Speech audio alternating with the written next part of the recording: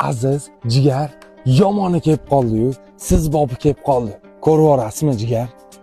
Buni ranglarini qarang jigar, tinuvligini. Jigar, buni shunday olib uyingizga olib borsangiz, hoji akamlarga xarxasha qilishingiz ham shart emas. Birdan tushunib oladi, shunday uylantirib yuboradilar jigar. Nima deysiz? Egalariga keladigan bo'lsa jigar, bir qo'l haydalgan.